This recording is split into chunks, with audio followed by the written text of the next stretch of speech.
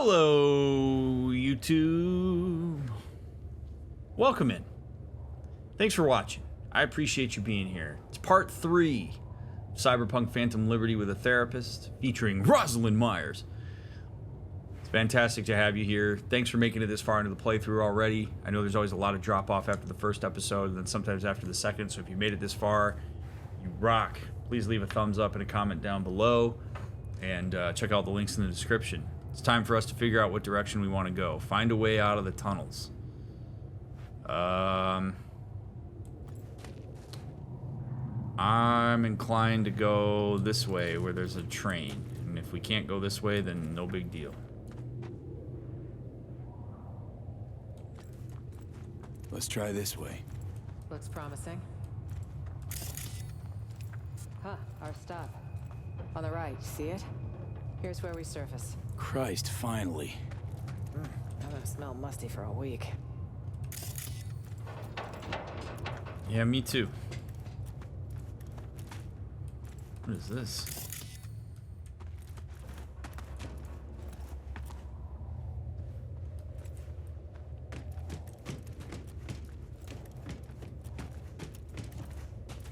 God, this game's so gorgeous. It's just so damn gorgeous. A maintenance tunnel. You could try to squeeze through.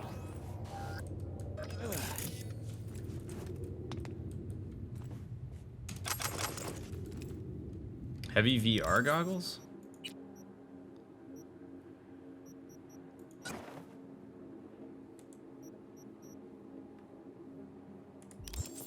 Interesting. I want new pants. Squeeze through. Whoa. Clear away. See something? Nope. No way through there. Waste of time. All these tunnels are unfinished.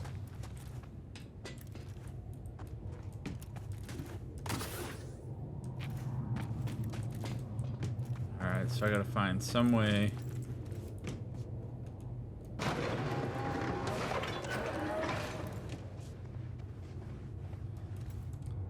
Oh, wait a second.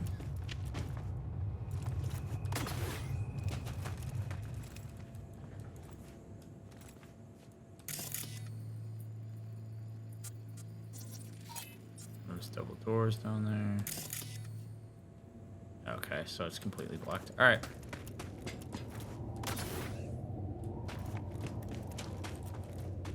Let's go into the water.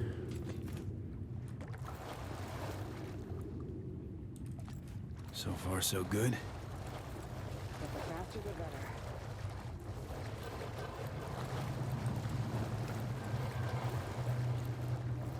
Yeah, so the thing I'm going to be keeping my eye on here is the ways in which Songbird accesses me, if at all.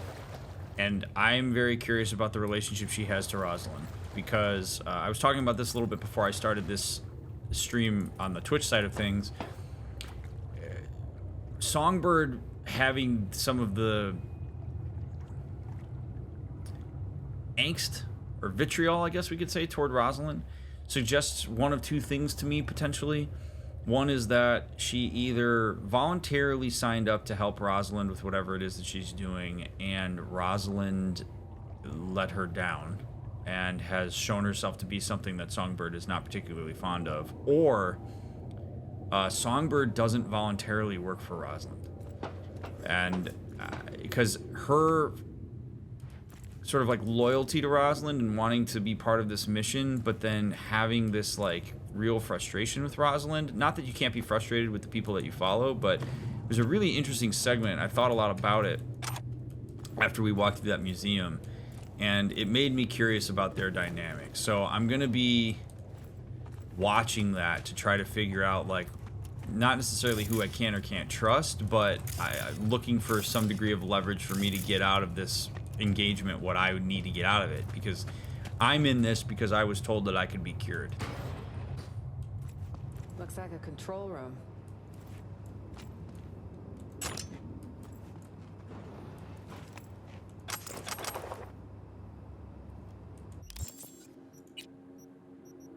Ooh. That's cool. I'll take that. Oh, finally, a new shirt. Yes. Give me that t-shirt. Oh, damn. Dude, see, now we're talking. Yes.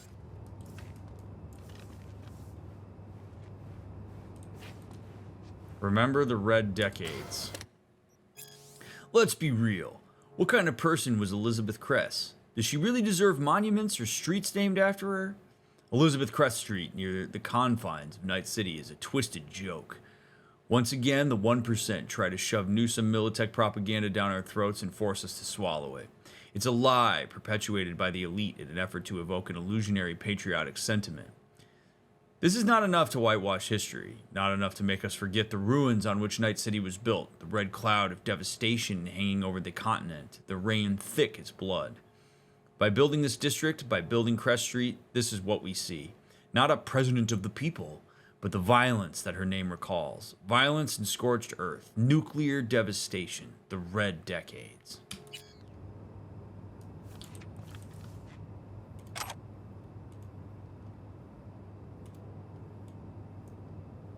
We got here, local network. Alright, same net that we had.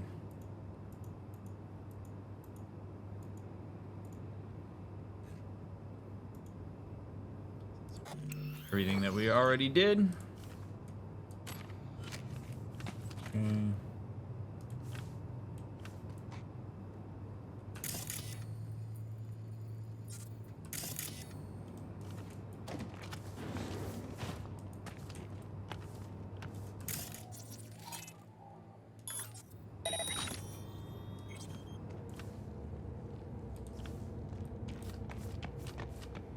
Oh, is this the other way that we could have come in?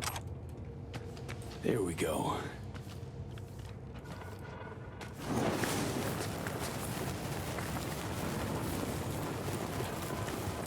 Damn. Ugh. Alright, well, that wasn't particularly enjoyable.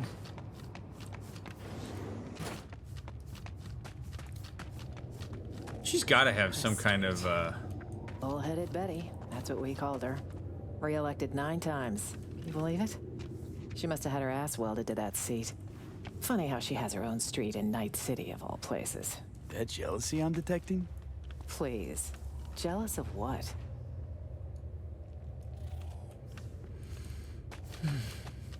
Yeah, I didn't really, I don't know.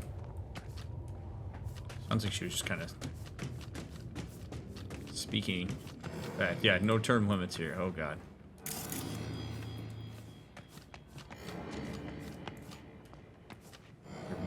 Your boy is struggling here.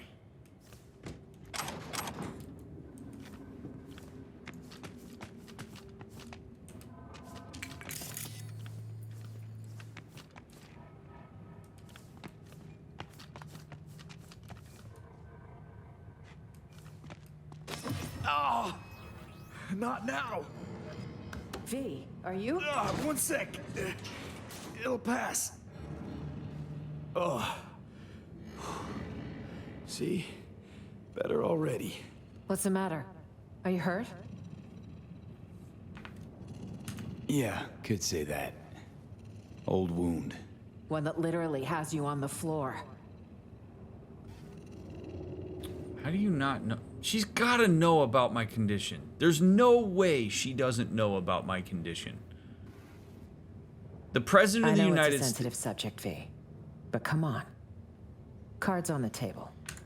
There is no possible way the President of the United States, with a netrunner of the caliber of Songbird, who wants to involve me in her mission, doesn't know the shit that I'm dealing with. Right? Like, there's no way. So, either she doesn't know, which is absolutely mind-blowing to me and tells me she's not as informed on who I am as I think, or she's playing this in such a way that she's giving me the opportunity to speak to my experience, which in some ways I respect, but in other ways it's kind of like, Rosalind, if you know what's going on. I just find it odd that she's like so in the dark about what's happening to me.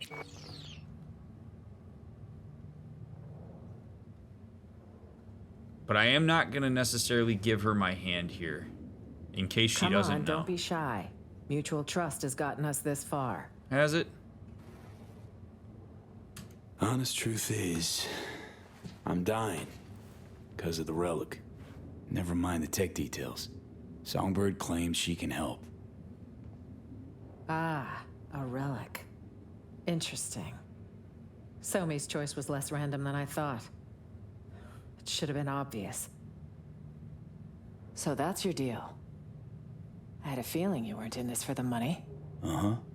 Got this feeling why? Well, you didn't hightail it out in a way when the shit got neck deep. I appreciate the candor. Seems it's all for one and one for all, if we're to survive.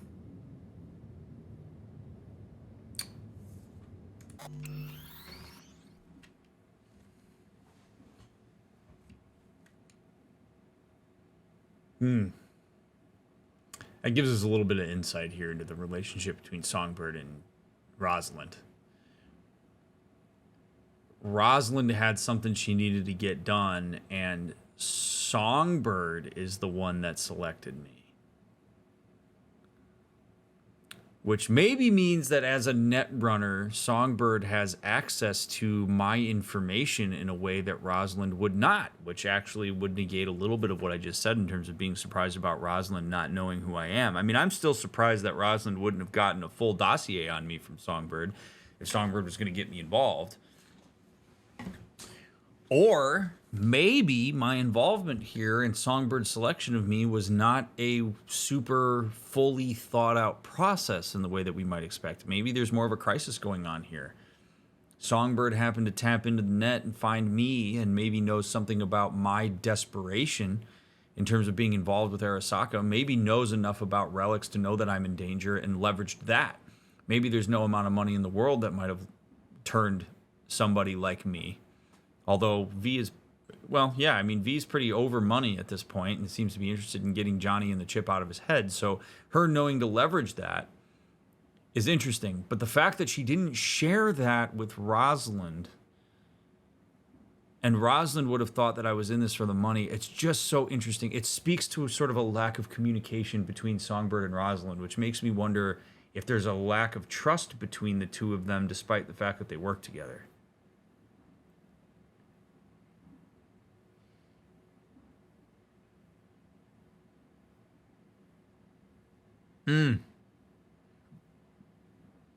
Because things aren't quite adding up for me here in terms of like a nice, smooth continuity between these relationships. There's something going on between the two of them.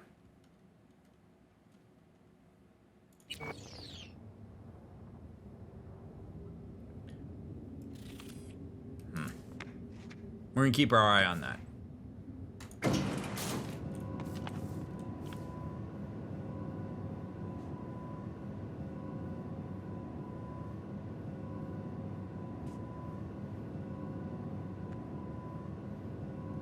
I'm literally in the elevator with the President of the United States right now. Pretty trippy. Expecting more trouble? Tonight, I expect nothing but. It's best to be prepared for any contingency. Okay, this is us, safe. Great place for an ambush. Hopefully no one else thinks so.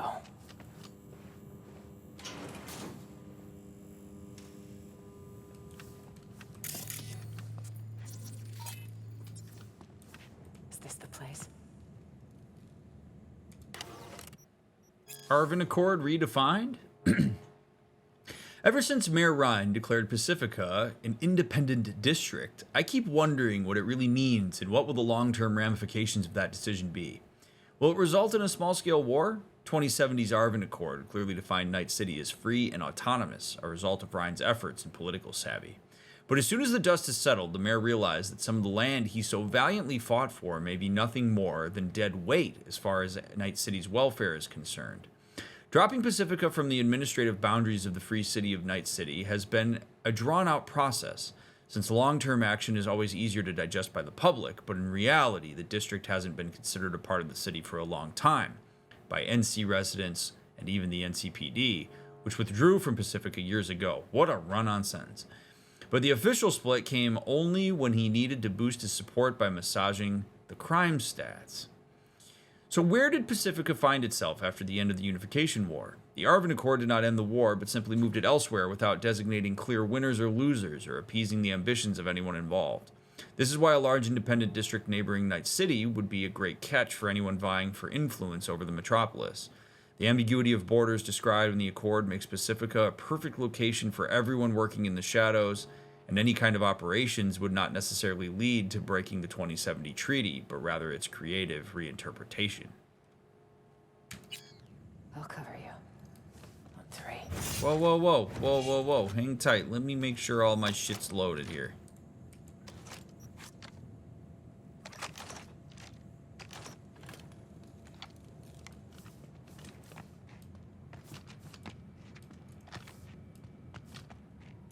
One, 2.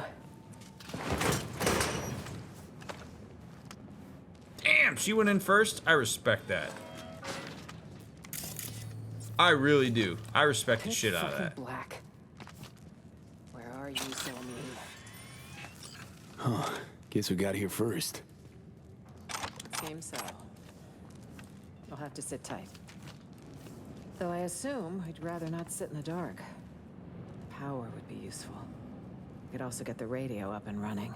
What? Can't miss our daily dose of fear-mongering? We need to know the situation on the ground. I'm gonna change out of this mess. High time. Change. Into those filthy old rags. These filthy old rags won't be smeared all over every TV and terminal screen in the city. Unlike my presidential best. Have a look around. I'll join you in a minute. I mean, she did work for Militech. All right, Pacifica. Get ready for a techno revolution. Night City authorities have announced more than €6 billion will be invested to expand the district's telecommunications infrastructure in the coming years. Little is known about the details so far, though one thing's for certain, such an investment will attract numerous tech giant companies to Pacifica. While free market enthusiasts are already cheering with glee, dissidents are already beginning to surface, namely the residents. As one of our anonymous callers eloquently put it, not everyone wants to live on a fucking construction site. If that wasn't enough, our sources report Netwatch agents are to oversee the next stages of the investment, which to say the least raised a few eyebrows. City Hall refuses to comment on the matter at this time. Of course they do. Check this, B. Attempted postmodern art. More like a home-cooked generator. Maybe we kick-started. Literally. Uh-huh.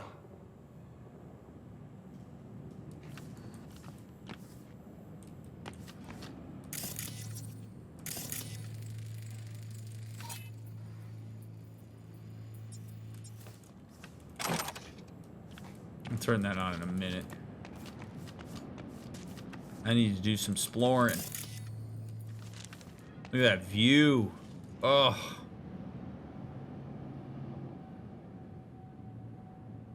It's excellent. Excellente. Take care of this. Bye.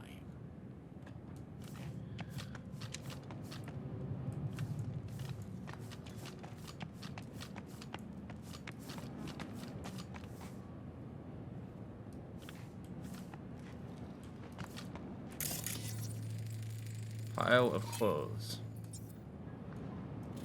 Find a way to restore power. Okay. Convenient that there's a generator just chilling in here.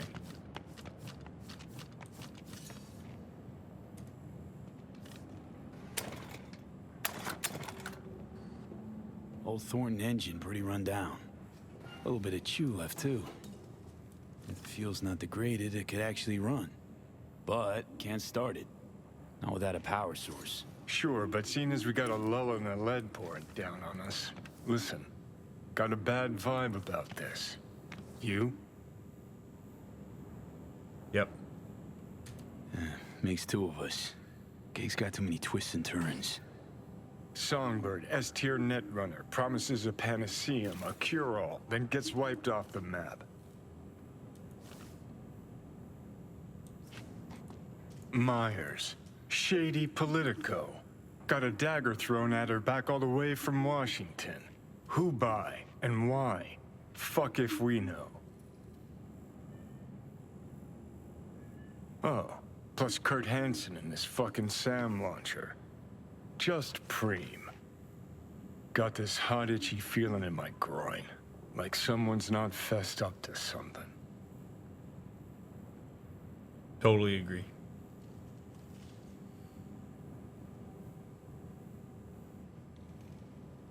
One thing's sure, plot runs Mariana Trench deep. We'll cobble together the full picture, piece by piece if needed. More like rest in pieces. Us both.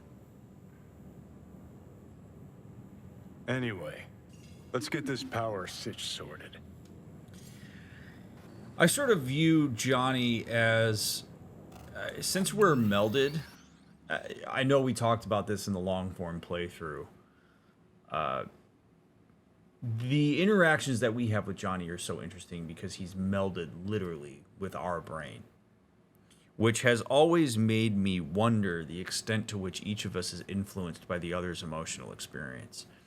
So it would be really difficult to know if some of the anxiety we have about not having everything line up properly, does that come from me? Does that come from Johnny, or both? Like, would Johnny be willing to voice some level of concern if he didn't experience my anxiety as my body is feeling it?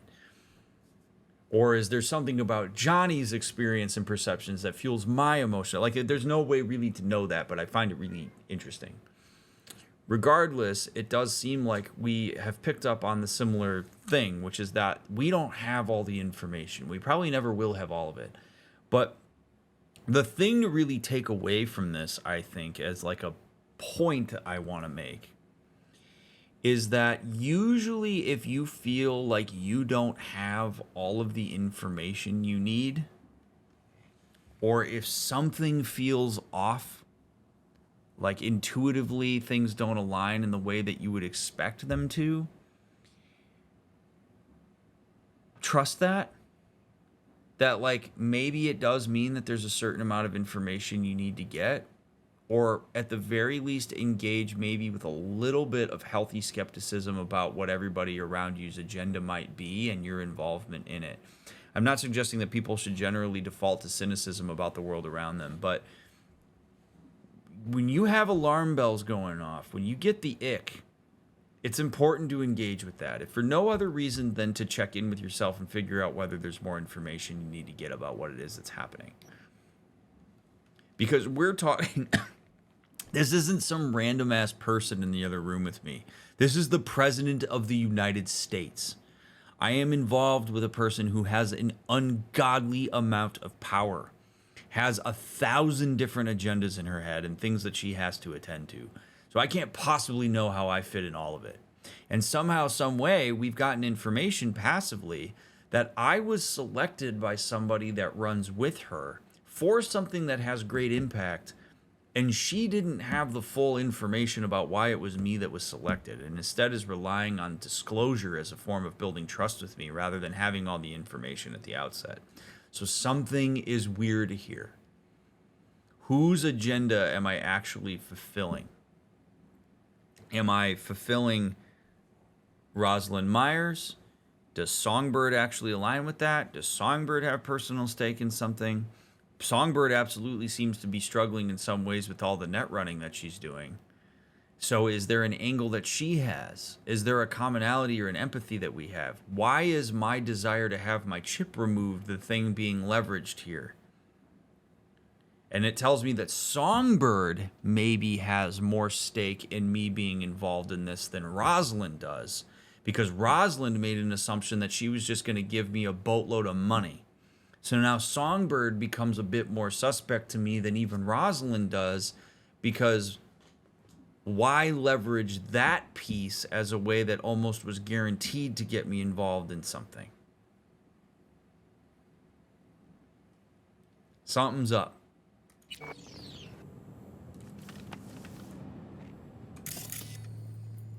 Find a working battery.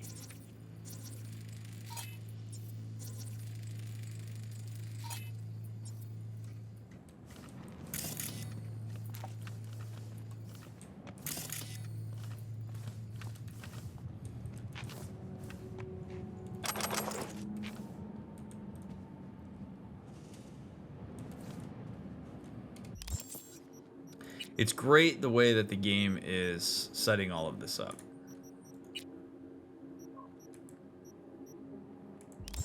I am a fan. Night City, you gotta stay on your toes basically at all times. Diary of Tenants. Some DIY whiz had one hell of an idea with this generator and a pump to siphon the water from the nearby building. Genius. Brought a cylinder of gas on my own here in exchange for using your stuff. I'm leaving the unit as is. Gas is on me, my treat. To whoever left all this gear, you're a lifesaver. There's a 99% chance I would have made some regrettable decisions without it. To any and all future tenants, enjoy the luxury. Haley, I ain't much of a techie, but I got a gift of my own. Leaving some brewskis in the fridge. If you manage to get the power flowing, have yourself a nice cold one. Kick back and enjoy. Most other appliances are busted, so I didn't touch nothing in case I'd fuck things up even more. All I needed was a mattress and a bit of R&R before moving on. Sam.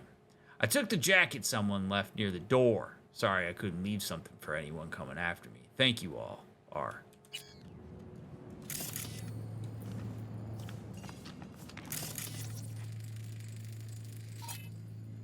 Damaged drones.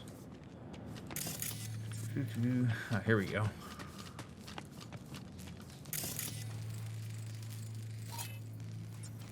Should do the trick by my eye.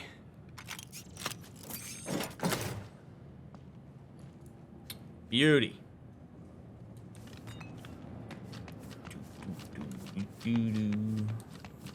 Pop that baby in there. Yeah. There you go. Yeah. Fire it up. Oh, I will, Johnny. Fingers crossed. Here it goes. And the maze balls.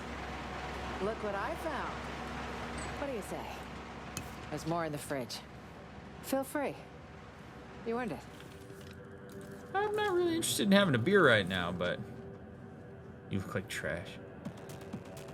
Booze. This is a good time. Let's see. Today I survived a Delta crash, a district-wide manhunt, and a prototype killer robot.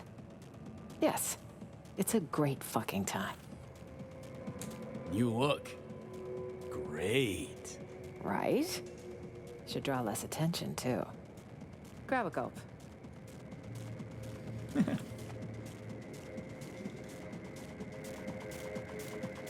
We're stuck I'm in not- Dogtown with no sign of life from So Me. Not ready to celebrate yet.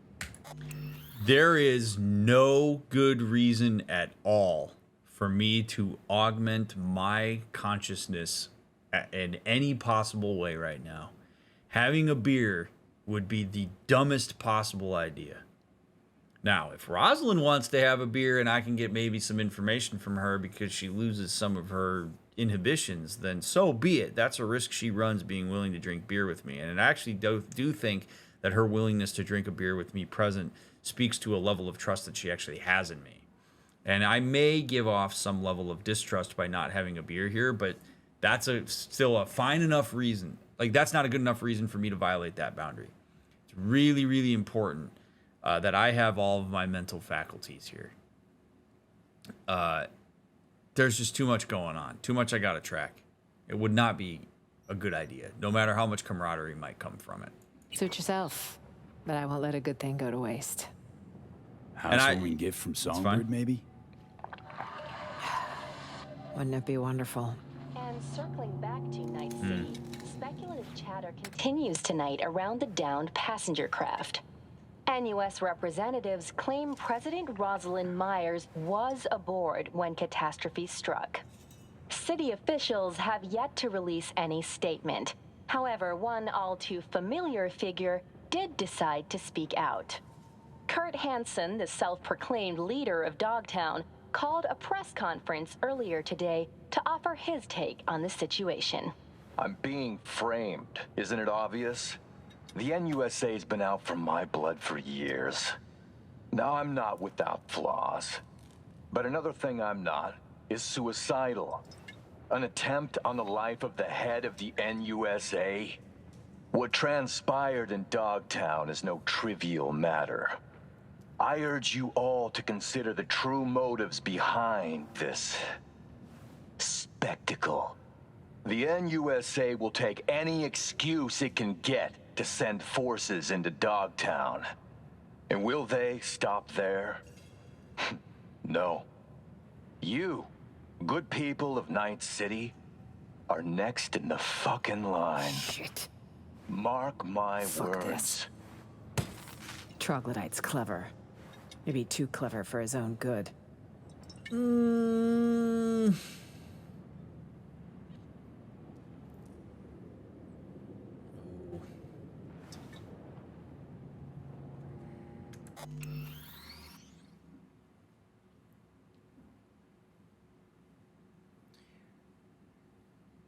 I would want to know more about her frustration there.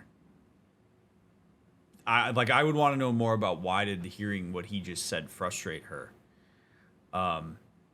Did it frustrate you because he's correct, or did it frustrate you because he's wrong? Feels like a very important piece of information to get. Now, I don't know Kurt Hansen's motives. I don't know if he actually is a champion of the people or not.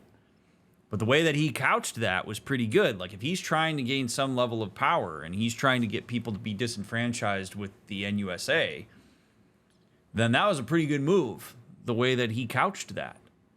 He essentially made himself a relatable in the sense of, like, I understand what the implications of doing something like that were or is, and you couldn't possibly think I'm that stupid that I would attack the president. Whether he did or not, like, I don't know. My sense is that he probably did, but we don't know his motives in the same way that he doesn't know ours. So I get that she wouldn't like the idea that he's gathering support for his cause, but why is it that she sees Kurt Hansen as being somebody who's opposed to her? So rather than me make a comment here about whether I think what he said is legitimate or not, I would want to ask Rosalind, like, why are you so upset about that? Like, what did he say that just got you all fired up? Keep drinking. Give me that info. So for now, I'm going to empathize with her to see if I can get more information. Shit. Pull to the shit. Nobody's buying that. Oh, they're buying it all right. Reporters even talking to him is the first sign. Night City's public enemy #1, given a full press spread. What a fucking joke. Some mysterious party's out to trigger war. An attempt on my life's a damn good casus belli.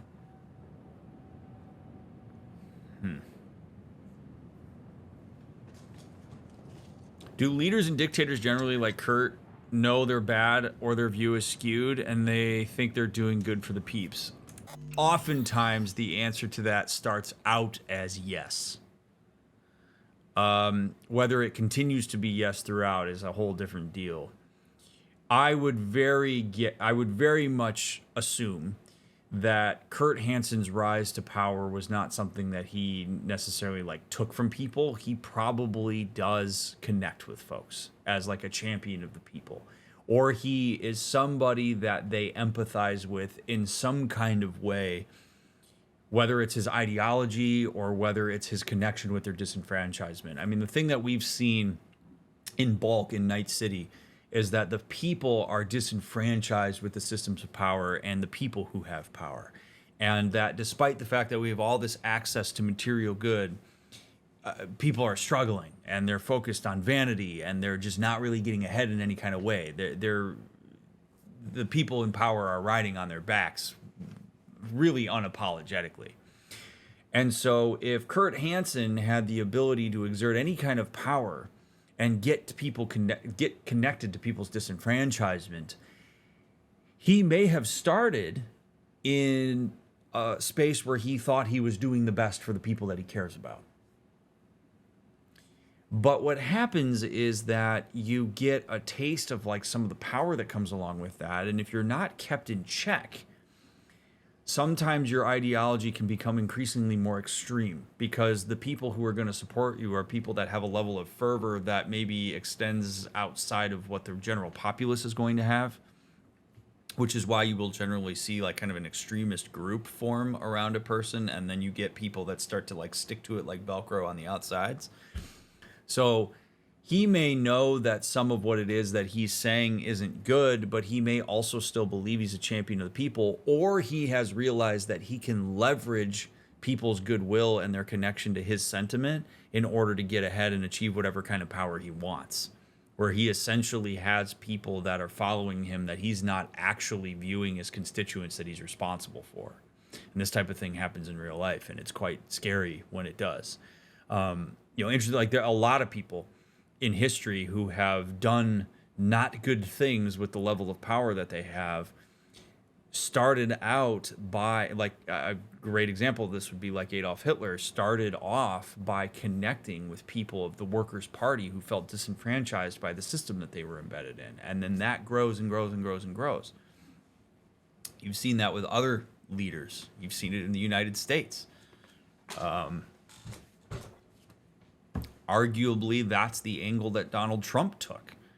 I'm not trying to like go too far into this, but like that type of thing where you have a certain segment of people that empathize with a degree of disenfranchisement about American politics and the way that it's currently set up, you get people following you. You get people that really connect with that. You get people who look at something like that and say, like you might with Kurt Hansen, he's not a political figure. I don't trust political figures because they facilitate the power that hurts me. So I want to follow somebody who is not a political figure because I believe that that's the best way that we can infiltrate that system. And you roll the dice on that, unfortunately, as you do with anybody, because you don't know whether that person is actually in your best interest or if that person has their own agenda that they're trying to push, that they're using against you. And that's when you have to look at the ways in which the decision-making a person has actually facilitates better circumstance for you as a constituent. Is Dogtown any better than Night City? Do the people of Dogtown feel that Kurt Hansen absolutely takes care of them and their needs and aligns with their values and their lived experience is? If they do, then they're likely to keep following him. Or does he use his power to further an agenda that they then get caught up in the same way they were in Night City, and it essentially runs as a parallel universe for them? But they've sunk their teeth into him as their champion and thus continue to follow him even though he's not doing well by them. His level of self-awareness around the effect that he has on his constituents is, we have no idea. I don't know anything about Kurt Hansen yet. In the same way I don't know much about Rosalind Myers. I don't know how, I don't necessarily believe that she is as good of a political figure or any better than Kurt Hansen. She seems to be threatened by him to some degree. I don't think she gets emotionally affected by him and that message that he sent if she doesn't see what he's doing as a potential threat to her in some way. Whether that's a threat to her power or whether that's a threat to what it is that she's trying to accomplish for the people of the United States. This is why I want to sit and ask her a million questions about her experience here, because it would give me a lot of information about her. So this is really deep, fascinating stuff. Like we're seeing essentially like different levels of power colliding here. And what does that mean for the general climate at large and our involvement in it? It's a great question. Thanks for asking it. Yeah, I don't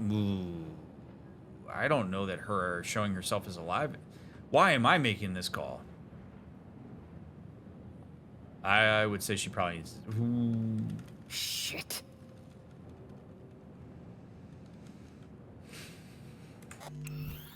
I don't know if what I'm about to say to her is actually going to have any kind of impact on the decision she makes. I would hope it doesn't. But this is a really interesting fork here. So,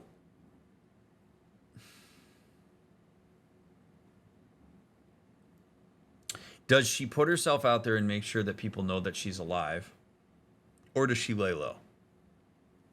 If she puts herself out there and shows people that she's alive, there is a little bit of counter pressure that's going to go against Kurt Hansen, because that would suggest that she has a constituency that actually cares about her and is going to be emboldened and empowered by the fact that she's still going. if she lays low, it gives Kurt more of a chance to sort of like propagandize and infiltrate the system. I don't know which one's better. Again, I don't know if Rosalind Myers actually has people's best interest in heart. In some ways, I can maybe argue that she doesn't, because the life is not particularly great for people that aren't rich in Night City. Surprise, surprise.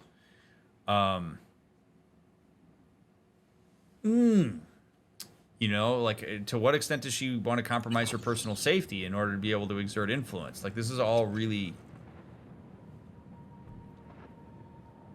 I want to see how she reacts to me telling everybody to show them you're alive.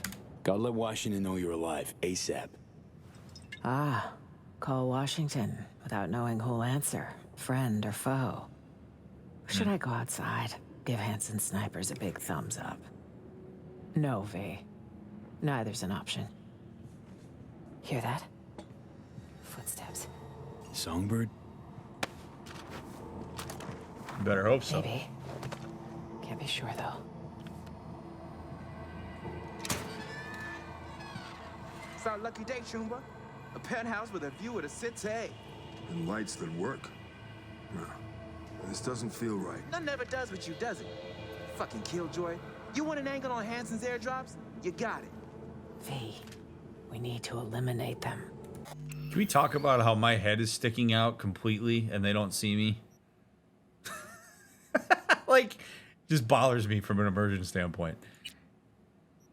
Come on, man. Let's have a look around. Wait. I'll be damned. Wanna try talking first? I hope you know what you're doing. Boy, she's... Weapons! Now! What the fuck? I won't say it again. Yo, chill. Just looking for a place to hold up for the night.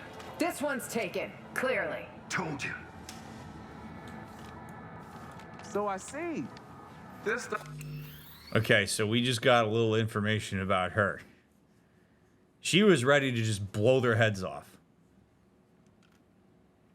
Like, she doesn't know anybody about these, doesn't know anything about these people, and she's ready to just pop them. Which seems a little harsh to me. Although I do get they came in here with guns. We don't know that we're safe, but it's like, damn. Presidential suite. Shit. Oh, shit. Word is, they a bounty on the head of Rosalind Myers. What we gonna do about that? Come on, guys, let's figure something out. We don't want any problems. Iron in my face, say otherwise. This iron will stay silent, so long as you do. Back the hell up! That's better. Come on, guys, let's figure something out. We don't want any problems. Iron in my face, say otherwise. This iron will stay silent, so long as you do. Now that's an idea. But our silence ain't come cheap, yeah? Whoa, pump the brakes, man. Not now, Tay. I was negotiating. Do you remember negotiating with Hanson? What happened? Not now.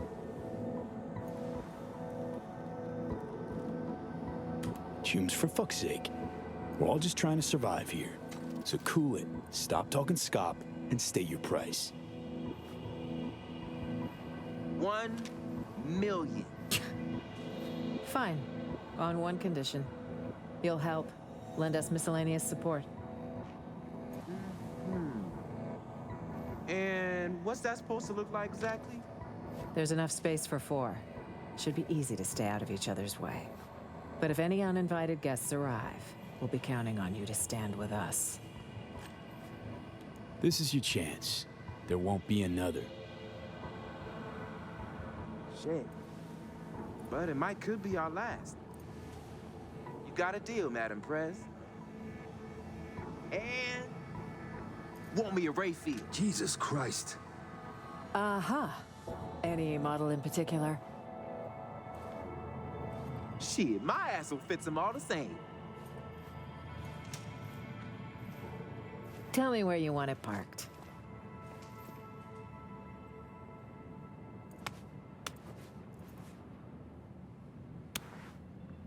Will do. So long as your bodyguard don't slit our throats come nighttime. Well, V, do you plan to slit these two gentlemen's throats? Rest easy, Chum. Just mind your manners. Okay, I promise, Mama. Well, all fucking right. We got us a deal. I have no idea if Rosalind's actually going to make good on I this. like to celebrate new shrooms by tossing back a few, but T and I got to be sharp. Airdrops come morning. Gotta get up early. Same here. Come on, V. It's been a hell of a long day. Watch the master and learn, T. Watch and learn. You're gonna get us killed one of these days. Maybe. But at least you'll kick it with a smile on your face and your balls in the right place.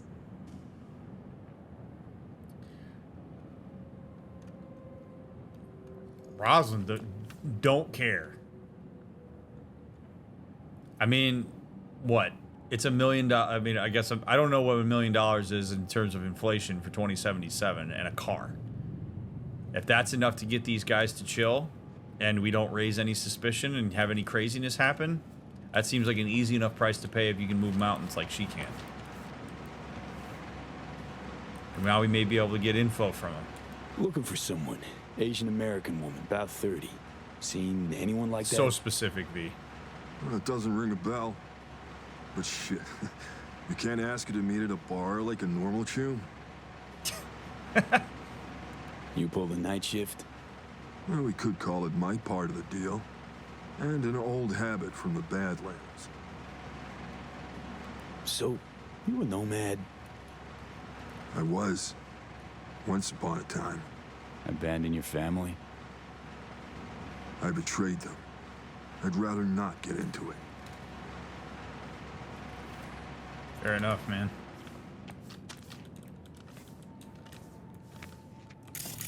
Sup, V? Shoot some shit with me? Then spill it, my man. Working for the prez. What's it like? Feds probably pay stacks, yeah? I look like I'm from DC to you? Fuck if I know. Never been.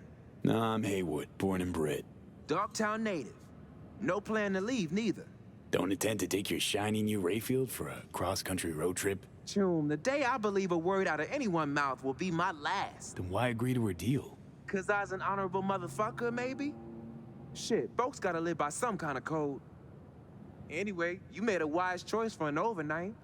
Safe, out of the way. It's even got working power. Mentioned airdrops before. What's that about? It's like this. Colonel Hansen runs a big market, but he's landlocked, right? Gotta get his shipments in somehow. Talking iron, ammo, meds, fucking anything. All falling out of the sky and into Kurt's lap. Now, if you know where and when to look, might fall into your lap instead. Feel me? Telling me finders keepers? Klepping from Kurt? It's kid stuff.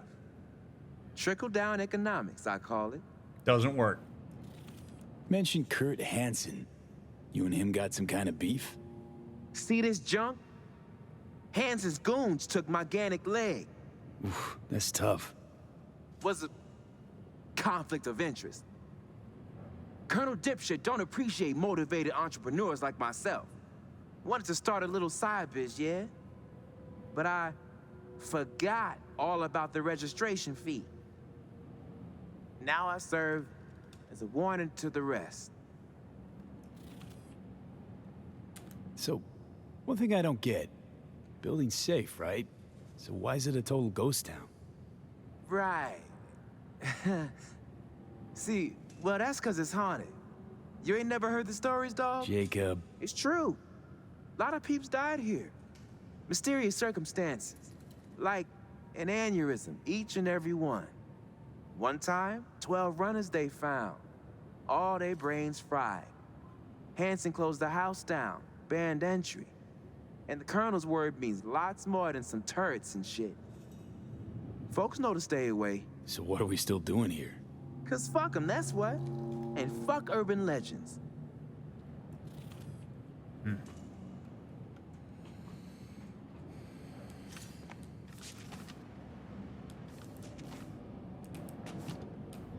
Hey, guys are just trying to survive, man. I respect that.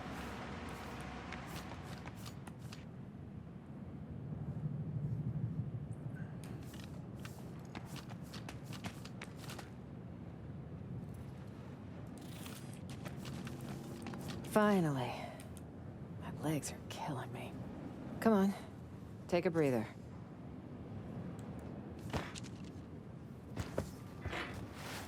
Surely no Nothing bed from bugs. me. Radio silence. She's never gone dark this long. Troubling, to say the least. How you feel about our roommates? None too bright, but not entirely useless. And 2 extra guns could always prove handy. Gonna give them that payday, really?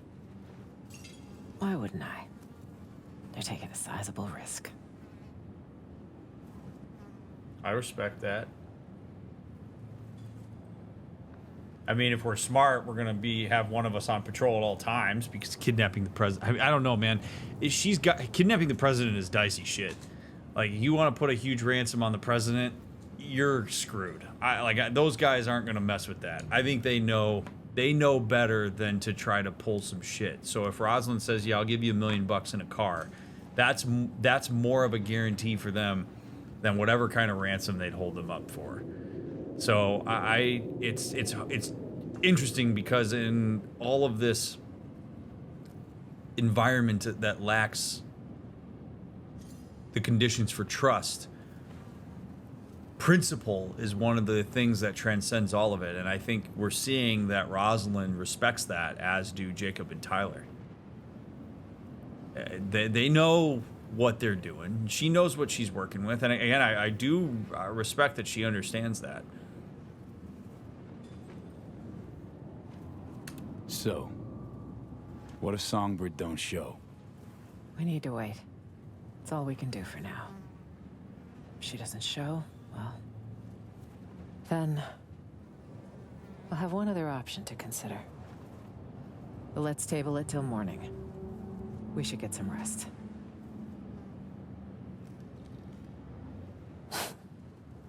Surreal. All of it. What's that? I'd have been home by now. Reading the evening brief, glass of water and 2 sleeping pills waiting on the night table. Doesn't sound like you miss it much. See you in the morning, V. She has a hard time sleeping.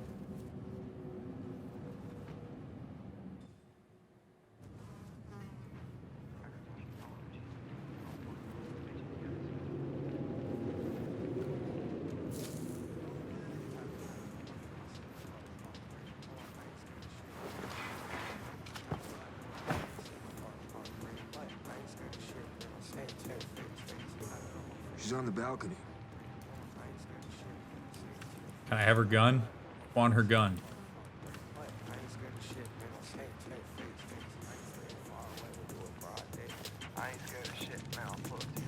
Where's Jacob? Fresh airdrop nearby. Jay went down for a look-see. Sleep okay? Night all right? Like any with a roof overhead. Claustrophobic. As for Jacob, he thrives in dreamland. Come on, baby. Ever ridden in a Rayfield? My villa with VIP friends? High society? On and on till the crack of dawn. A man with ambitions, clearly. Those in a deviated septum.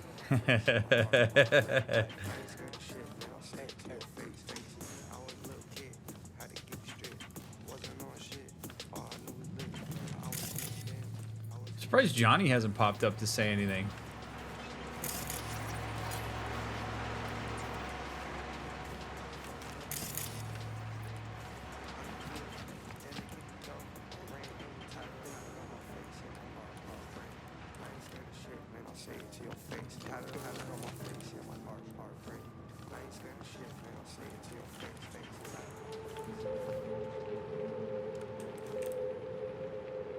She's not here.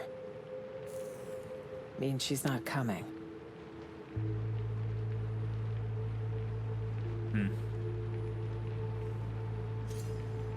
It's been, what, 12 hours since the crash? Enough time to flee Dogtown, that's sure. She'd never leave me behind. Protocol? Friendship. I need to find her.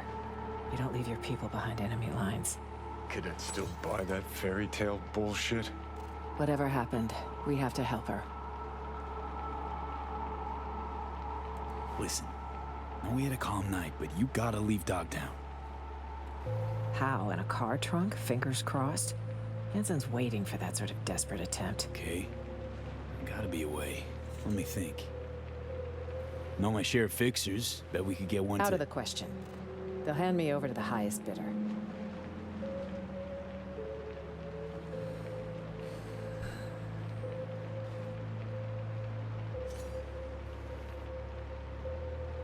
Yeah, man, this really makes me...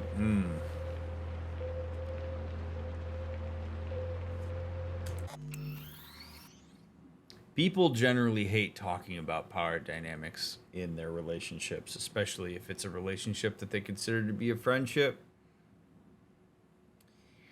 But you gotta engage with some of the reality of it. Humans are hierarchical. We are. No matter how much people want to talk about equalizing everything, humans exist in hierarchy. They create their own hierarchies inadvertently whenever they engage in systemic structures. It's just what happens. So when you have clearly defined power, in this case, Rosalind Myers being the President of the United States, that affects your friendships, whether you want it to or not. And that's actually one of the things you sign up for when you go to try to hold public office or you try to take some sort of power in a system. You sign up for your relationships to be affected by the fact that you have that power. So even if Songbird has become a friend in some capacity to Rosalind, that power structure is still there. She is still somebody that works in reference to Rosalind. Rosalind at any point in time could exert some level of influence on the environment around them or the people around them or whatever that Songbird simply can't exert. And so that dynamic exists. So when Rosalind believes that the reason that Songbird would never bail on her is because of friendship, maybe, but maybe not. Because if Songbird has been compromised by your existence and the nature of your relationship to her as her being some level of net runner that does these ops for you, if she has an opportunity to bail or is in a position where she can get free of that, if it's not something that she is particularly appreciative of, she may do that. Because she may not be as much of a friend as you think she is. You, being the person in a position of power, have the luxury of believing that the people around you are there as friends. But that may not actually be the case. I'm not trying to critique Rosalind here so much as discuss the importance of like actually identifying power dynamics in a relationship, because it affects it. And you're going to have a deeper relationship to a person if you understand the way that those dynamics operate. The most common example of this would be if somebody in your friend group has significantly more money than everybody else. Like that affects things, whether you want it to or not. Resource allocation, power and control, those things affect relationships outside of even the scope of the job. And in a lot of ways, yes, it can leave a person like Rosalind feeling quite lonely, because sometimes you might guess whether anybody is your friend, or is everybody just trying to get something out of you? Are people only engaging with you because they know that you can move mountains? Arguably, the only reason that Jacob and Tyler spared us is because they were able to get something out of Rosalind. Rosalind's survival here is literally predicated on the fact that she was able to just throw $1 million in a car at them, no problem. So it does make you second guess whether people actually care about you or if they care about what it is you bring to the table. That can suck. But that isn't, again, it's something you in some ways sign up for if you take a position of power. It's something that you sort of fell into resources and you just happen to have more than the people around you. You don't necessarily ask for it, but it is a dynamic you have to wrestle with. That does make a person sympathetic. Like, I think it's okay to empathize with that type of thing.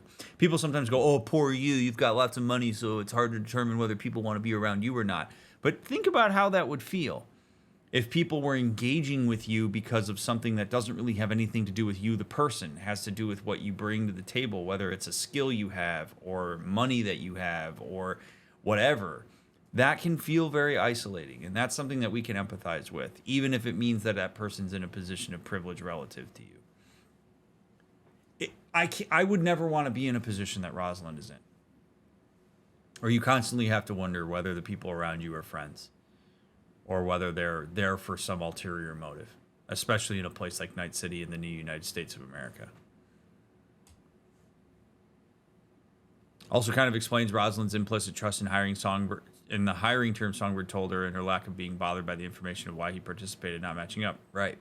Are there common healthy or unhealthy ways that relationships try to compensate for the power differences? Sometimes people will try to ignore them. And that's generally not going to work very well. Like, sometimes people will just go without acknowledging it at all. And that doesn't work well. It's like sort of like if you, let's say that you're in a friend group where a lot of people in that group have the means to do things that cost a lot of money and you don't have money to do that. And instead of naming that it's difficult to engage with that friend group because you just don't have the means, or maybe saying like, hey guys, I'd rather do something that doesn't cost money this time. Maybe you instead just try to go along with it. Maybe you spend past your means, or maybe you start drifting away from that friend group and start saying no and coming up with all sorts of reasons why you can't do things instead of naming the dynamic. Like, that type of thing is going to generally be unhealthy. The healthy thing is almost always to communicate about it. To say, you know, like, there is a... Crap, what the hell? No way the game just crashed.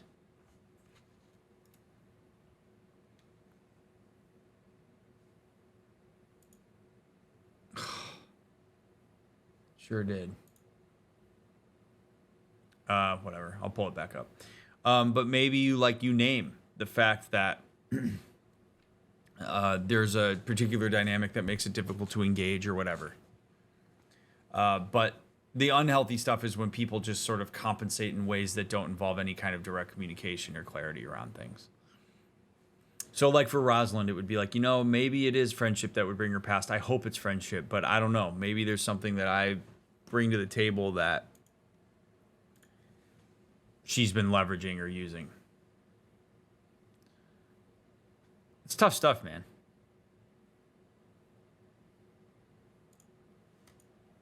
Navigating power and hierarchy and all sorts of dynamics that come along with relationships isn't easy.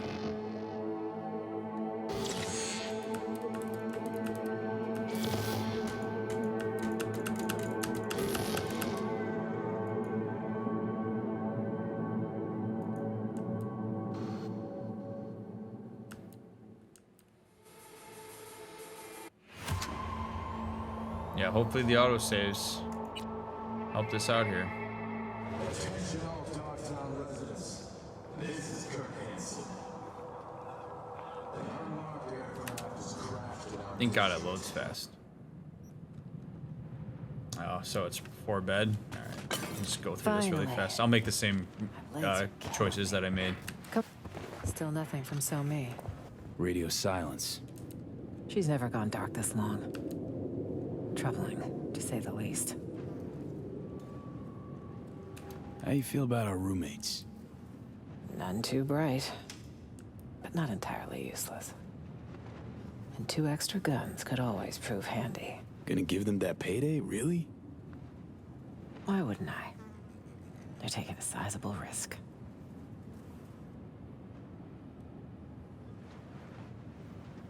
So, what if Songbird don't show? We need to wait. That's all we can do for now. If she doesn't show, well, then we'll have one other option to consider. But let's table it till morning. We should get some rest.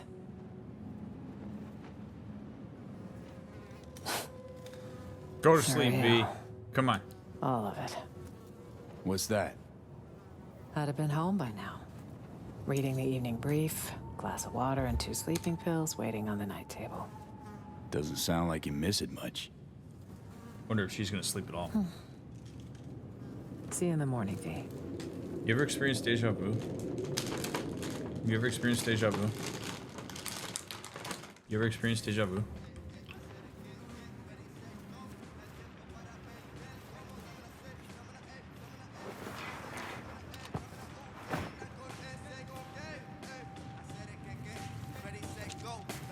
She's on the balcony. Where's Jacob? Fresh airdrop nearby. Jay went down for a look-see. Sleep okay? Night all right? Like any with a roof overhead. Claustrophobic. As for Jacob, he thrives in dreamland. Come on, baby. Ever ridden in a Rayfield? My villa with VIP friends? High society? On and on till the crack of dawn. A man with ambitions, clearly. Those in a deviated septum. Oh, I never read this, so I'm glad I'm actually kind of glad we... June, we got this, for real this time. Got what? An invitation to orbital air with our names on them. What do you think? Airdrops. Caden hit me up, said next drop's gonna land near Elizabeth Crest Street. Meet me there in an hour. Know exactly where to grab it so they don't see us. Obsessed is what you are. Trying to fuck Hanson over is gonna be the death of you. Nah, man. Just trying to settle the debt. Either way, you in or out. In. But I got a bad feeling about this.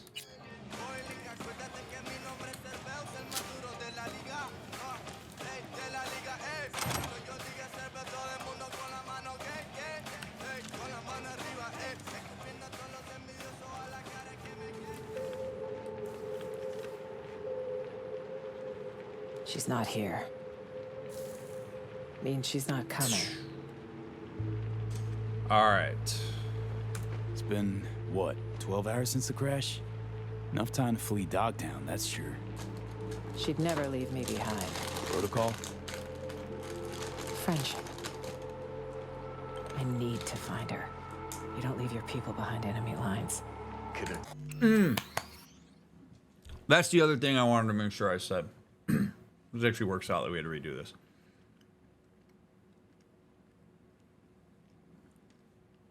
She'd never leave because of friendship is an absolute statement that negates the nuance to their relationship.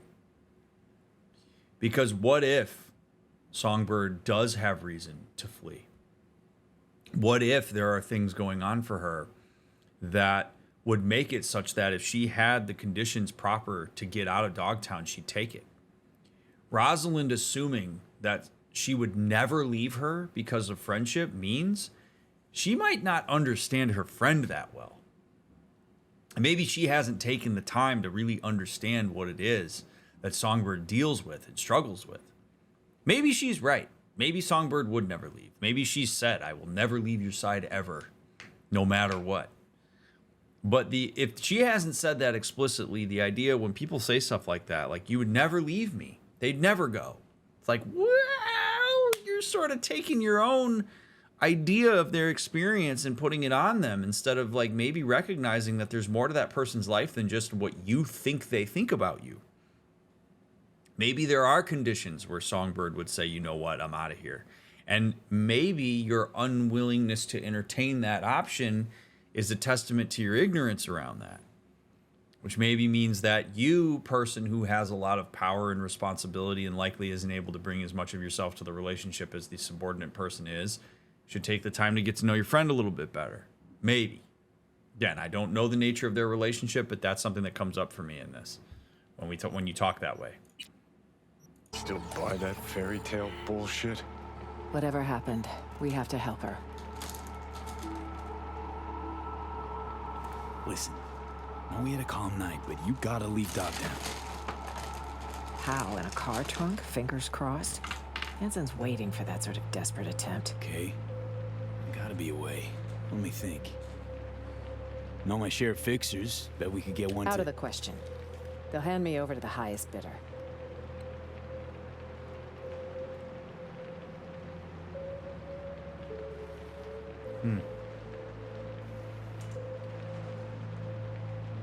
Do I look for her myself?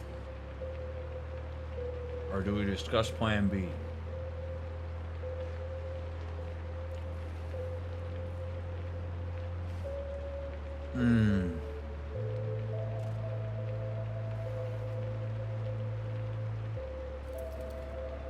Gotta talk backup plan.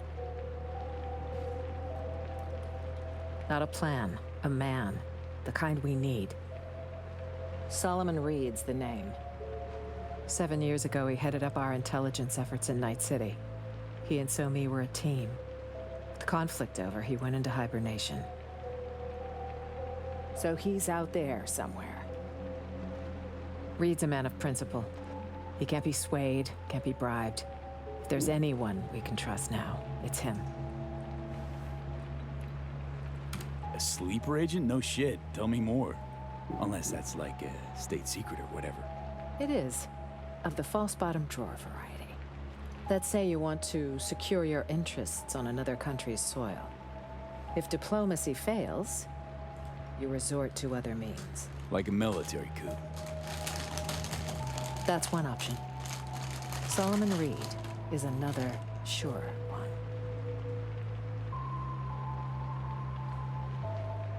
Diplomacy is veneer. You'll love to see it. Reed guy sounds like an ace up your sleeve. Could have played him already. Activating a sleeper agent is no simple matter. You'll need a dog whistle. What now? Don't tell him I called it that. It's a signal only Reed will hear. It'll be tricky. Bat signal. Huh. There was a secret comms channel accessed only from a Capitan Caliente nearby. The FIA used it before the war. The access code was 0931. Got a bad feeling, V. Only a 4-digit code? Meaning an analog landline. That crash tear open a hole in space-time? When sending sensitive information, you use the technology least vulnerable to interception, old or not. That Caliente should still be wired for it. Owner have a thing for antiques? He had a thing for federal money, and he might still be alive. Remember, 0931. September 31st. Sounds way overcomplicated. Gotta be an easier way. We'll call the FIA secret agent hotline and dial his extension. No, this is the only way. So what'll happen next? Reed will need to screen you. You'll show him this. It means you work for us. What the? File will be created for you in the FIA database. Wait, back up. Telling me I'm a special agent now. That's right. But taking the oath make it feel more real.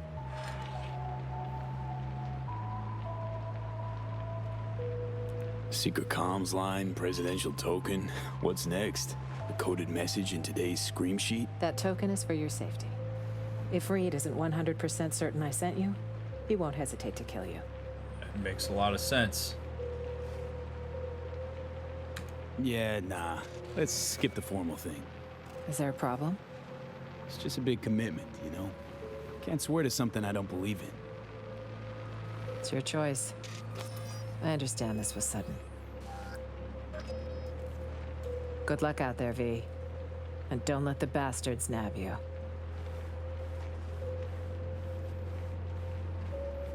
I was just made a federal agent on the spot. Dude, Rosalind's taking a massive risk in letting me do that. I mean, she really is like... She's sticking her neck out for me in a big way. But, look.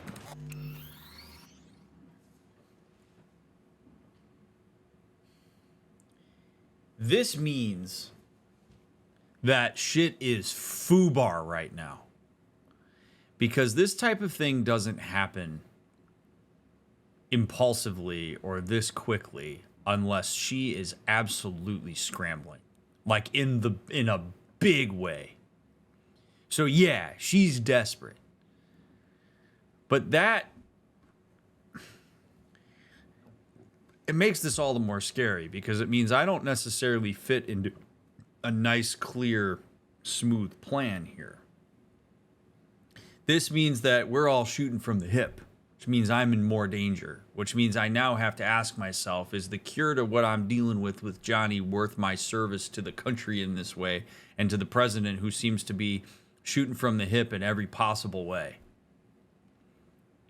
I mean, seriously, this is no joke. We're talking about going and activating a sleeper agent that gets shit done when diplomacy fails. Like, this guy's legit, if we believe what she has to say about him, and I have no reason to believe that she would lie to me about that, especially with her taking such a big risk by giving me this coin and making me a federal agent. I have access to so much shit now, so much knowledge now. And information is like the ultimate form of power in a place like Night City. So she's elevating my power. Now, the cynic in me who wants to take sort of a holistic view of this whole thing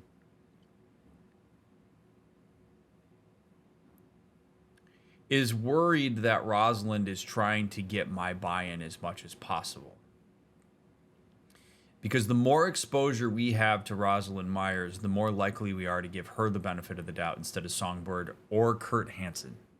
Like, she is, in her own way, making diplomatic moves here.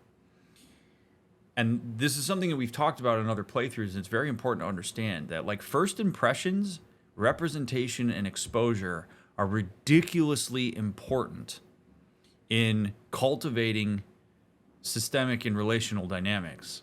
The more that we are exposed to Rosalind Myers, the more we hear about her perception of things. We hear her side. She becomes the easier party to empathize with, just by virtue of the fact that we're able to talk to her.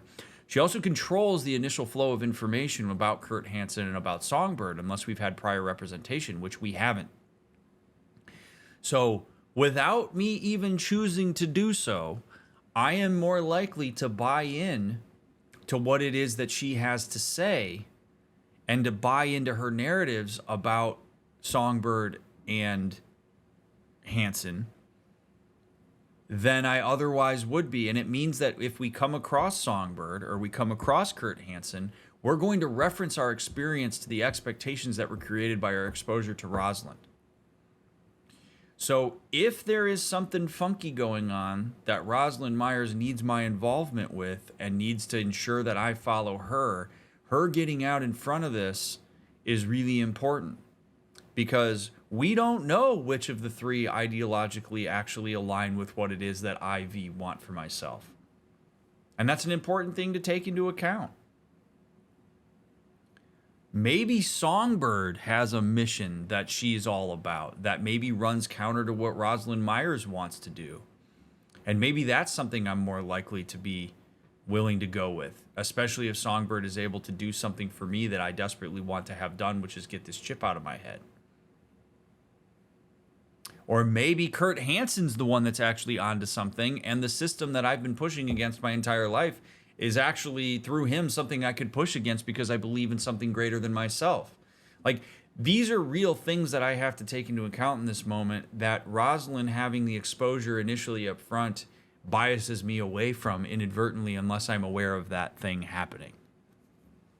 So always be aware of the order of operations on representation and exposure, because once you get a first impression, it becomes the template through which you filter everything else until you override it with further experience.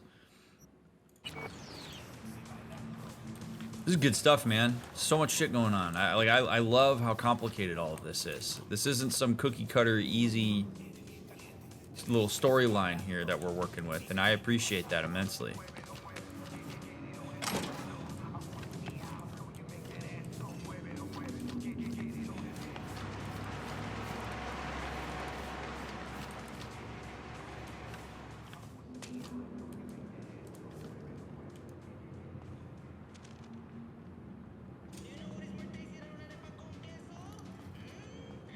Let's get some more information. How'd you and Somi meet? Well, she broke into my house. Sorry, what? By which I mean a Militech data fortress. We mapped her signal at the very last second. They should have flatlined her, but you don't kill talented teenagers when they do stupid things. You recruit them. Give kids like her a chance to make history. Reed understood that best of all. And of course he was right. Oh, the old hacker turned FBI agent, or the old hacker turned counterintelligence kind of person, where they're like, essentially, like, you're so good at hacking into our shit, we're going to utilize you in order to create firewalls and intercept that shit. That's actually a pretty smart move. But thing that's not really spoken there is Rosalind's a little bit ideological about that. So you get a teenager that hacks into your system for whatever reason she had to hack into the system, maybe for fun, maybe for some degree of purpose. And she says, I gave her an opportunity to make history in a way that a teenager likely wouldn't understand. Right? That's applying like an adult sensibility to a teenager, no matter how smart they are. But also, like, that means that Songbird's choice was to either be flatlined or join the cause. So to what extent is Songbird being involved in this, or Song-Mi, whichever version you want to use, to what extent is her involvement here out of coercion or out of being levied a really difficult choice, or an easy choice in the sense of survival, but a choice of like, do you get thrown in jail and absolutely destroyed, or do you work for the government?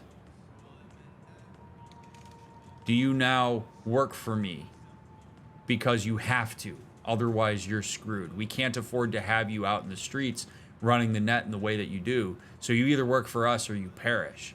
Which means that I'm not entirely convinced that Songbird would consider Rosalind to be a friend. Because the entire pretense of their relationship is one that she really didn't have as nice of a decision as we'd like to have in order to get involved with. So we're going to commit that to memory and be aware of that. Listen, this Reed character, think we can trust him? 7 years is a long time. Long enough to change a man. Think so. You may be right. Or perhaps we can look at it another way. 7 years a sleeper. Any other agent would have walked out long ago. But not Reed. That's fair. That is a fair assessment. Thinking after the crash, Militech's eyes must be glancing your way. And that gives Arasaka all the window they need. Maybe. But for now, I'm simply Schrodinger's president. Perhaps alive, perhaps dead. Both sides are certainly preparing for either outcome. So it seems it's business as usual. Fair. I mean, she's not an idiot. She knows how shit goes down. But you do see a little bit of a moment of weakness in terms of how she conceptualizes her relationship to Songbird. This is what I was talking about. Like, if you don't understand the power dynamics at play, you make some not so great assumptions, or you might overlook certain things. Like, Songbird's literally here because you coerced her through the power you had to either destroy her or give her an opportunity. An opportunity that you deemed to be a good one, not necessarily that she would deem to be a good one. Perhaps the entire reason she works for you is because she doesn't want to be destroyed. Not much of a foundation for a friendship, unless you want to consider like Stockholm Syndrome a great template for relationship.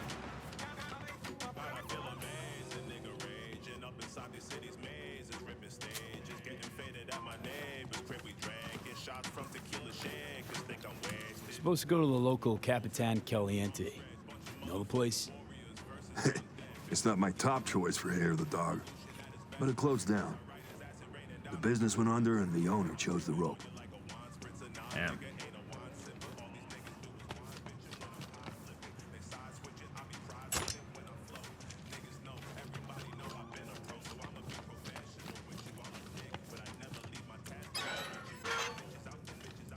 All right, Capitan Caliente. Huh.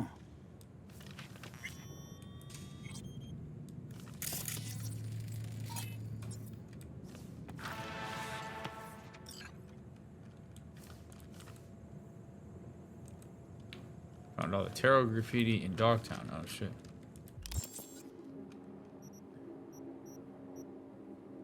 Side job. So this is all Dogtown, right? Like this whole section I'm in.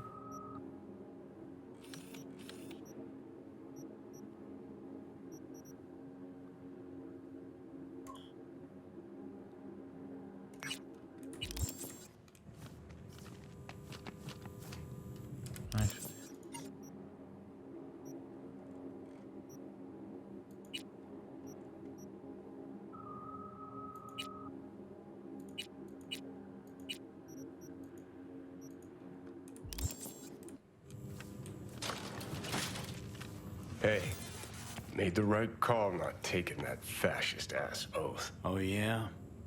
Some causes are worth pledging your life to, V. This ain't one of them.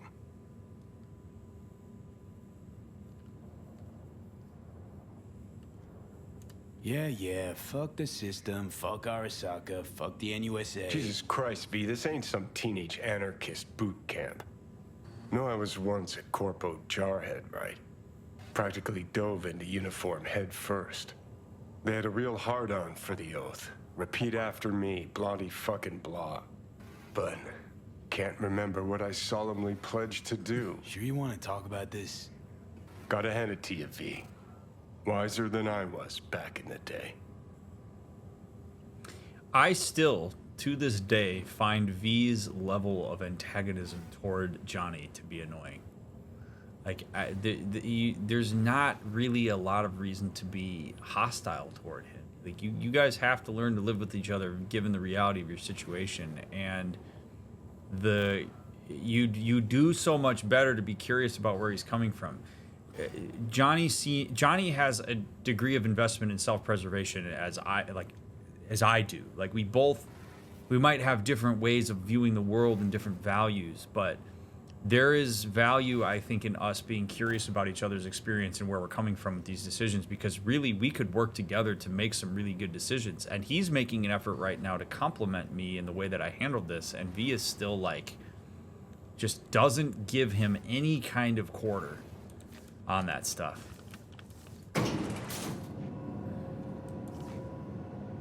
Well, Dr. Mick, if you would have played the Cinderman quest, you'd know better. I know. I'm sorry. But no, I will not be going back to play it. But yeah, V is quite hostile toward Johnny in a way that I'm not into it.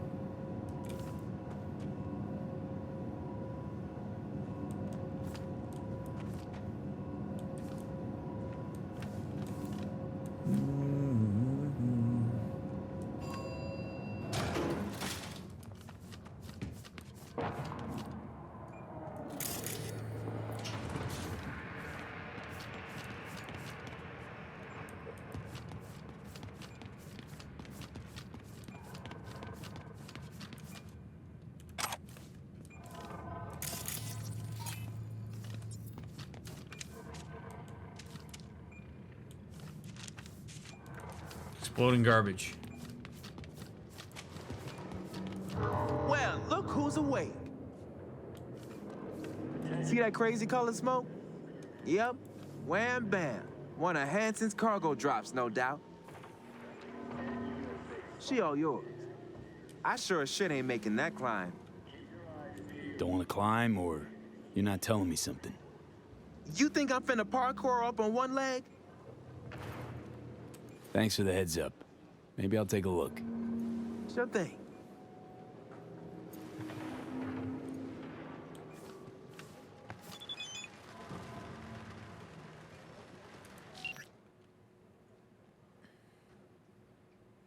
You've always dreamed of living like a rock star, but still don't know how many strings guitar has. All is not lost. I have a Porsche 911 Turbo Cabriolet 930. That means convertible. That sports a spicy black and yellow paint job. Also features unique decals designed by probably the biggest samurai fan to ever walk this earth. Get it now. Don't think twice. Legendary rocker boy Johnny Silverhand definitely wouldn't. Is that right?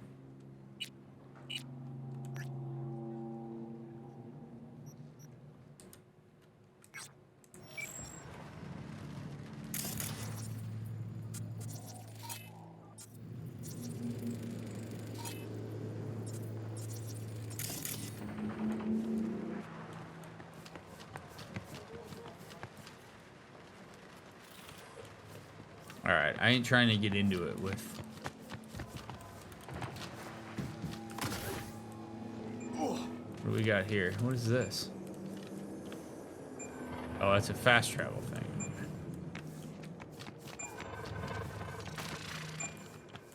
Download operational data.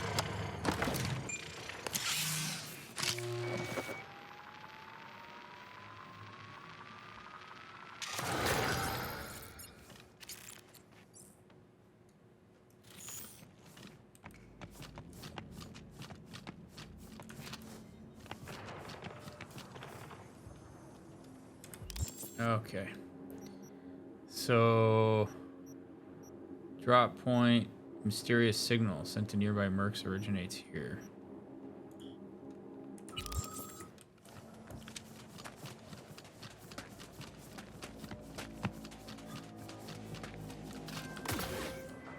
Mr. Hands. V, in Dogtown, are you? Well, I've but one word of advice. Caution. Hands? Sheesh. What's your link to this area? This is Pacifica's bumping, thumping business heart, where the real deals are done. So, we finally gonna meet in person? I can say neither yes nor no. In lieu of an answer, I've new work for you. I hope you'll accept. One last thing. How you breached Dogtown's border, I'm not certain. Though I suspect not via the main gate. Irrelevant in any case. I've secured clearance for your future convenience. Your name and likeness now registered in the system, granting unfettered passage over the district threshold. Talk again soon. Ooh. Talk dirty to me, Hands.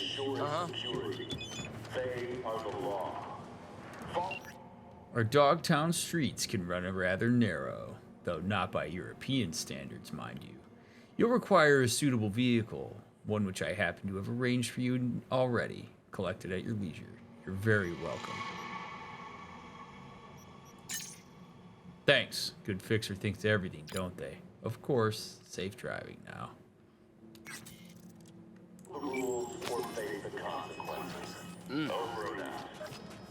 What's this? Whoa.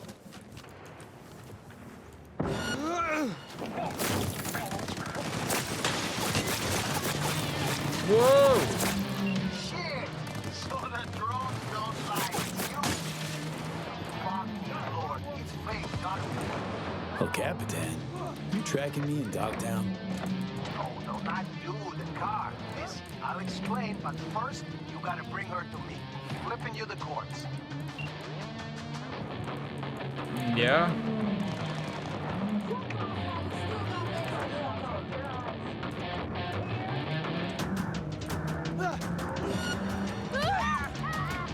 Oh God.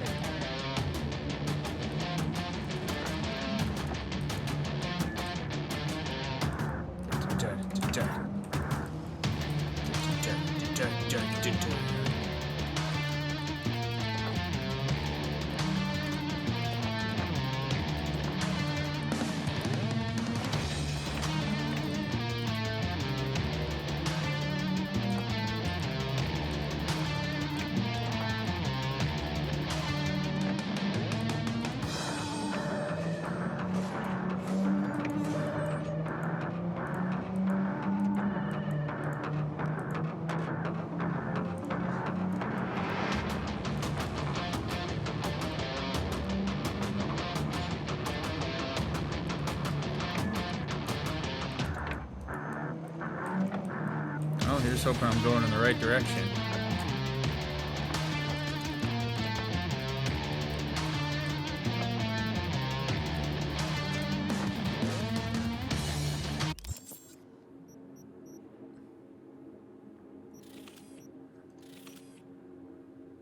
Let me feel it. Okay. Oh, all right.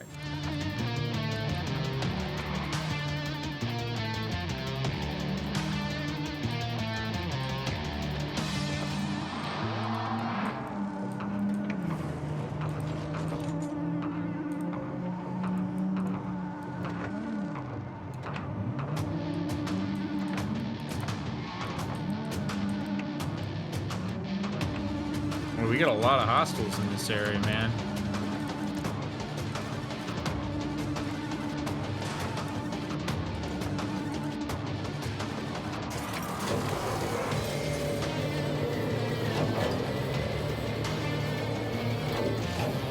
Well, this is cool. This is how you get out of Dogtown.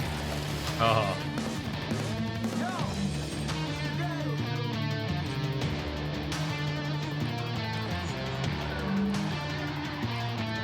Oh, shit.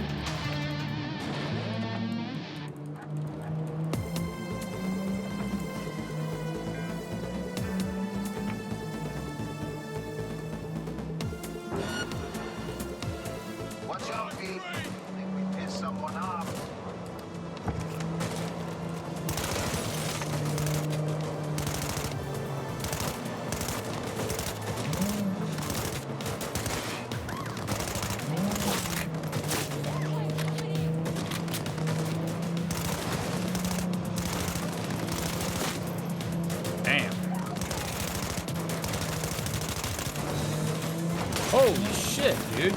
Really?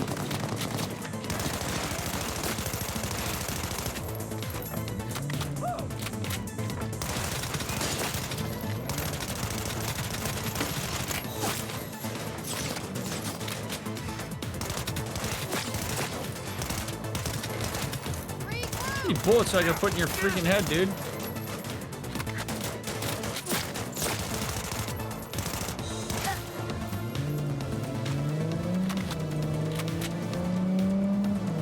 Jeez.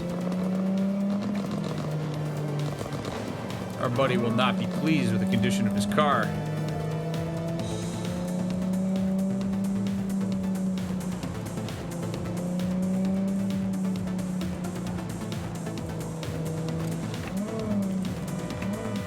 Well, let's let you guys go ahead. Oh, shit. I saw that coming a mile away. Motherfuckers won't let you go easy.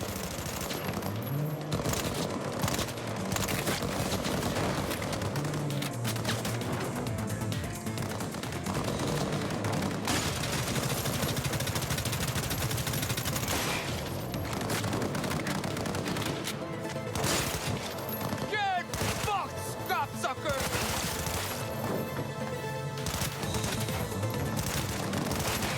Don't fucking stop! Ceasefire!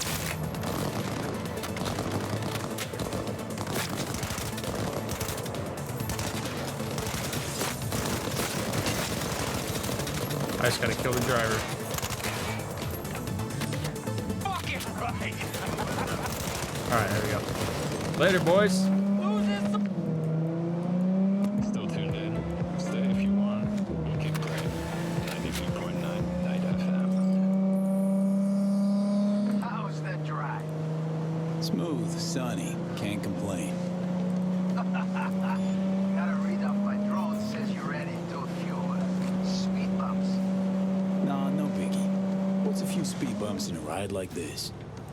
Me, you beautiful psycho. I can't help but like you. Pedal to the metal, don't get killed, and watch the paint job. Yeah, watch the paint job, he says.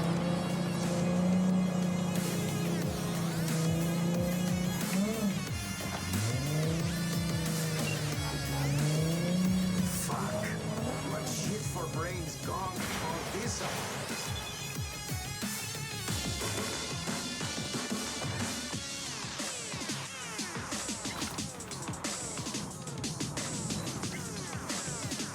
Perfect. Beautiful condition. That'll be just fine. V, you scan this motherfucker? Gonked again. Preem looking, but useless. At least with you, it's the other way around. Wait, what? Ah, relax. Just teasing, man. Anyway, come on. If I wanted my dick wet, I wouldn't stand out in the rain. Me either, brother.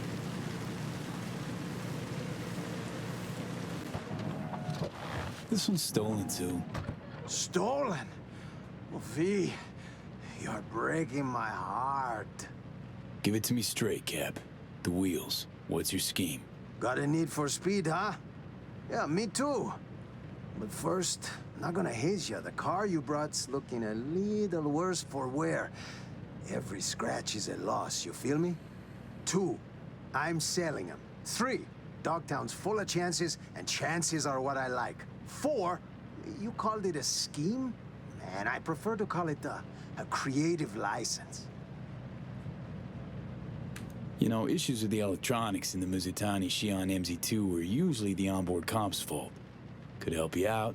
Take a look. Whoa, whoa, whoa, V, boundaries, please. There are certain things I don't do halfway. I'm talking my clothes, my cut, my cars. I'll handle her myself. Wanted to ask about those speed bumps I ran into. 6th Street? Just a little biz disagreement. Better get used to bumps like that if you want to work with me. Like to call things by their names, Captain.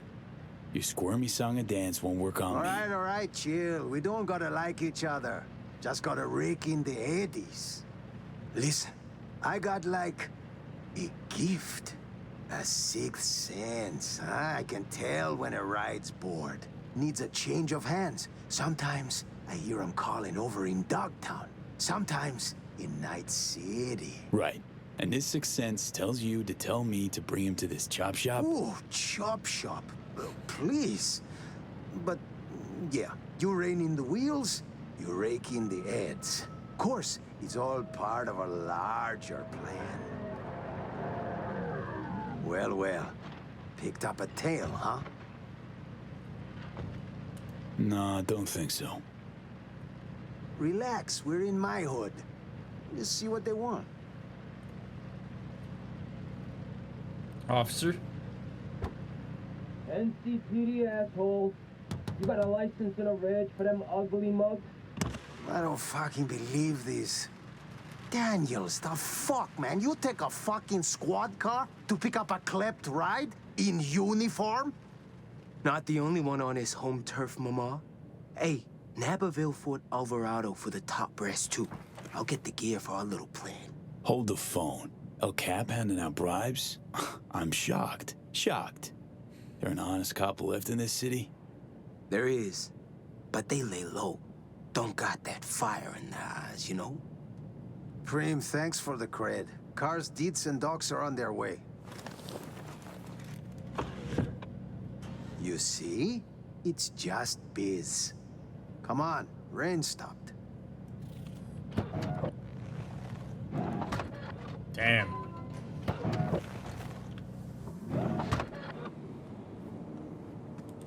Okay, you just met one of our clients. So?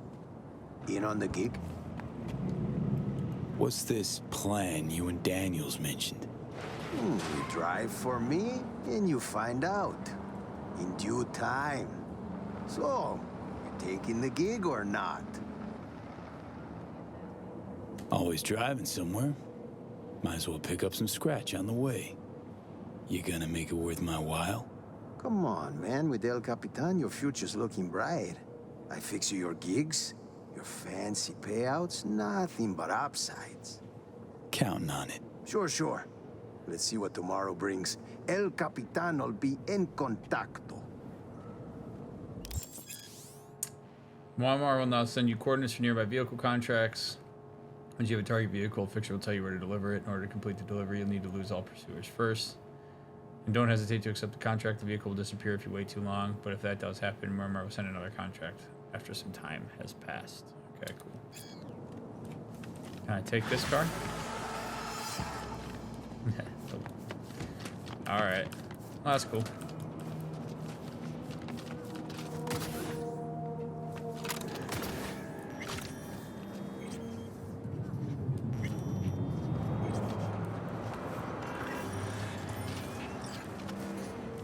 $5,000. V, listen. I've got this delicate matter. That's why I called you. The number of cyber psycho attacks in the city is on the rise. Now, that's probably not news to you, but this issue matters to me for a few reasons. There are people who say cyber psychosis can be treated. Right. And I know exactly how that sounds, but I believe even an unproven therapy is still better than a bullet to the brain. If I get a tip about a possible attack, I'll give you a call. Maybe you can investigate before MaxTac hits the scene. But remember, you're not there to execute anybody. Try to incapacitate the attacker, and I'll send someone to pick him up. I hope that's all clear. Yeah. That's maybe the one thing I don't like about the fact that I'm not playing from my old save, because I could have avoided all of this shit. But that's alright.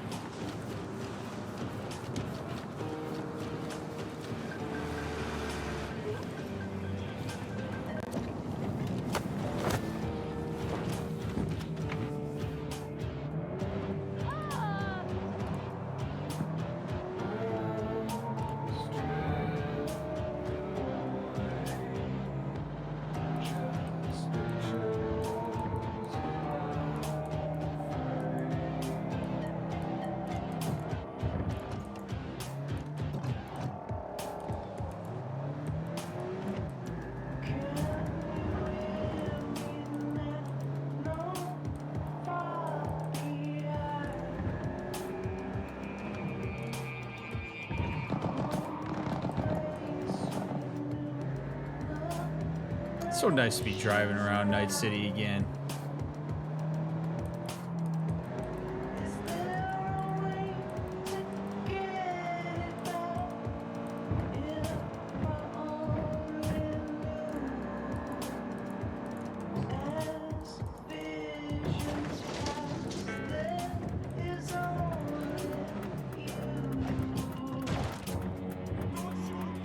What do you think of the new and improved Cyberpunk? Is it noticeable? I don't know. I mean, it's playing fine, but it also played fine when I played it last time, so I haven't really noticed too many differences.